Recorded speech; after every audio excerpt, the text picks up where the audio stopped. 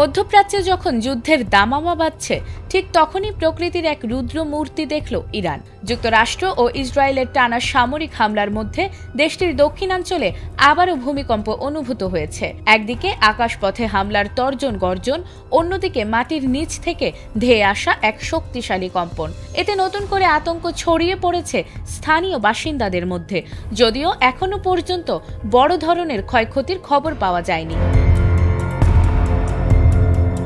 শনিবার ইরানের গুরুত্বপূর্ণ বন্দর শহর বন্দর আব্বাসের পশ্চিমে 4.1 মাত্রার ভূমিকম্প অনুভূত হয়েছে। যুক্তরাষ্ট্রের ভূতাত্ত্বিক জরিপ সংস্থা ইউএসজিএস জানিয়েছে ভূমিকম্পটির গভীরতা ছিল প্রায় 10 কিলোমিটার।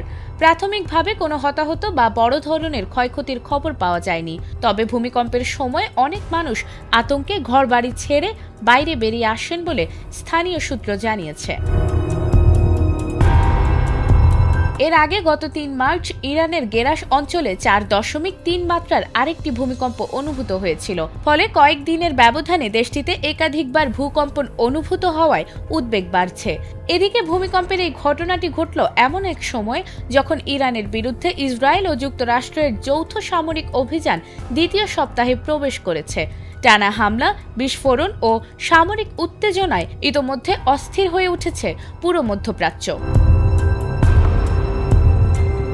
অন্যদিকে মার্কিন প্রেসিডেন্ট ডোনাল্ড ট্রাম্প স্পষ্ট করে জানিয়েছেন ইরান পুরোপুরি আত্মসমর্পণ না করা পর্যন্ত এই সামরিক অভিযান বন্ধ হবে না। ফলে সংঘাত আরও দীর্ঘায়িত হওয়ার আশঙ্কা দেখা দিয়েছে। বিশ্লেষকদের মতে একদিকে যুদ্ধ পরিস্থিতি, অন্যদিকে প্রাকৃতিক দুর্যোগ, এই দুইয়ের চাপে সাধারণ মানুষের উদ্বেগ বাড়ছে। যদিও ভূকম্পনটি তুলনামূলক কম মাত্রার ছিল, তবুও চলমান যুদ্ধের পরিবেশে এমন ঘটনা মানুষের মনে নতুন করে ভয় ও অনিশ্চয়তা তৈরি করেছে। নাজমুন নাহার জান্নাত, এটিএন বাংলা।